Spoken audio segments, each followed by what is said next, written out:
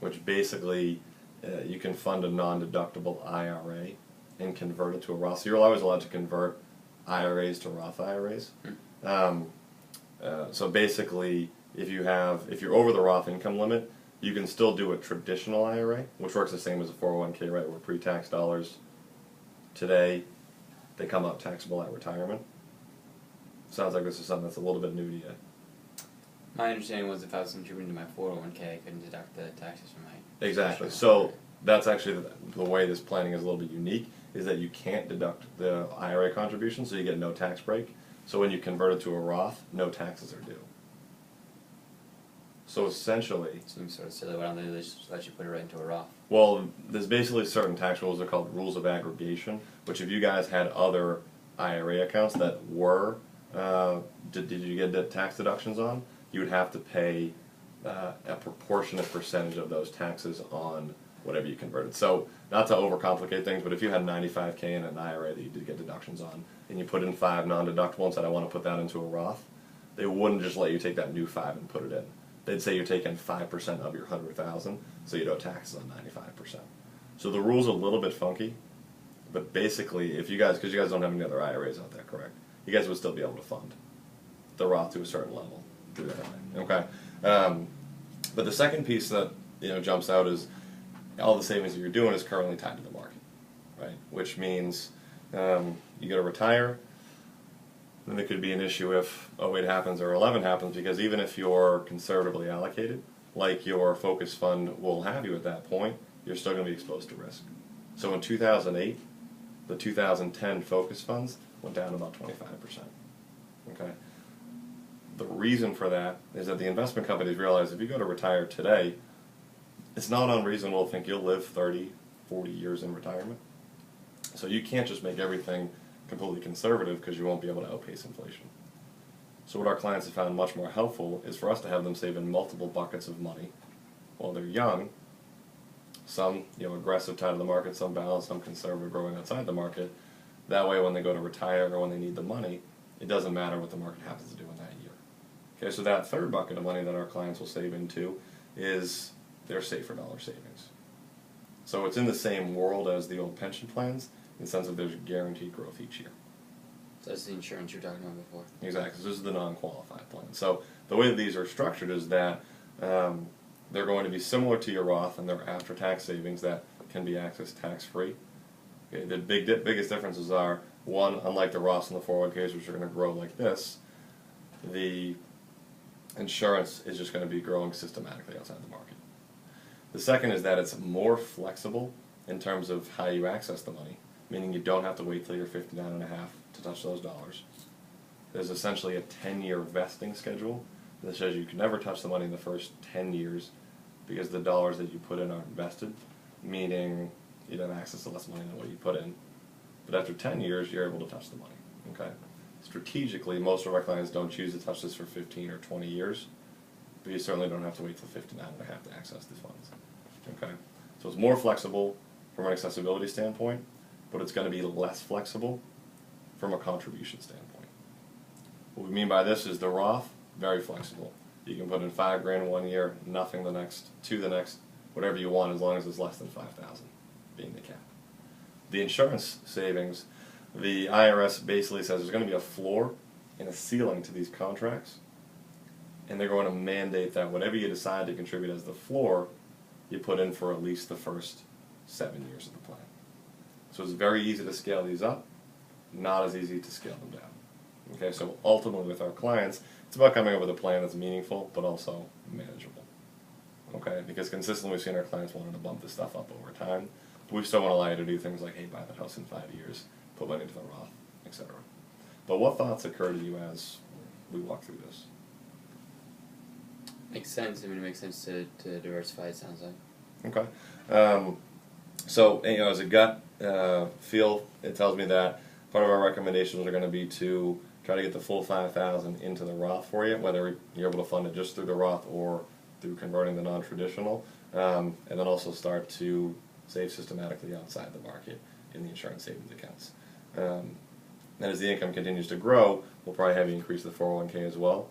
But again, if your income keeps growing at the rate it's going to grow, you're going to be maxing that thing out within the next year or two, there are any other avenues to save into. Okay. All right. So I think we'll just jump to prospecting for now. We'll walk through the whole thing. No prospecting. All right. So, Nick, overall, was this process helpful for you? Yeah, it's good. I learned a lot. Awesome. What did you find to be most helpful or most valuable to learn?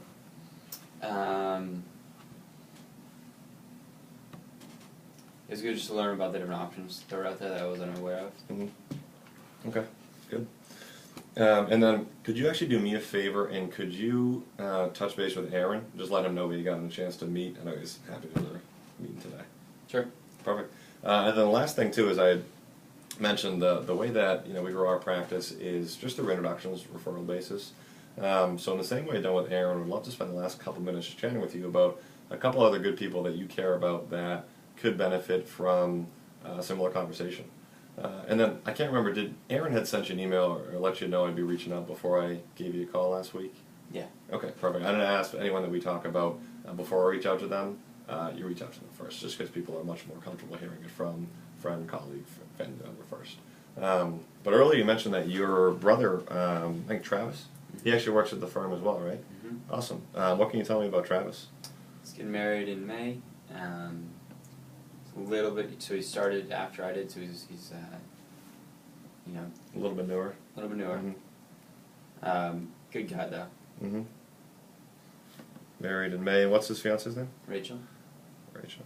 Awesome. What's she do? She's a nanny. Okay, great. And then when thinking of Travis, who else at the firm comes to mind? A guy, Adam, young guy, doing well. His last name's Williams. Mm-hmm. Single guy, lives right here in Woburn. Mm-hmm. Lives in Woburn. Awesome. And then when thinking of Adam, who are some of the other sharp young guys at the firm that are doing well? When thinking of Adam, he's terrible with money, and another guy who's terrible with money is Pete. His last name's Smith. And Pete, single, married? He's married. What's his last name? Shannon. Okay. And how does Pete do financially? Is he in a similar income bracket as you, higher or lower? He's actually about the same. About the same. Okay. I have no idea what Shannon, but for him, he's about the same. Gotcha. Okay. And then when thinking of people outside work, you mentioned that you're really close with the church community. Who are the other couple sharp people from that community, like yourself, sharp, doing well financially? Who are the people that who are some of the guys you're closest with there?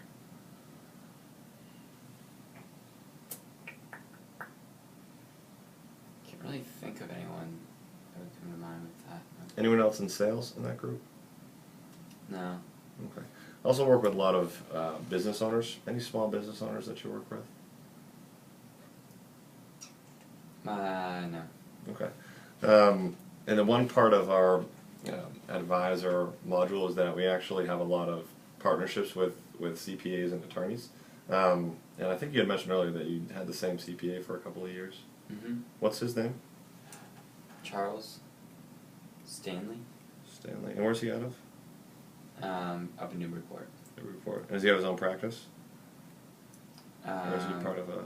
He's part of a small firm, but he's one of the partners. Gotcha, he's a partner. Do you know what the name of the firm is? Stanley Smith, LLC. Gotcha.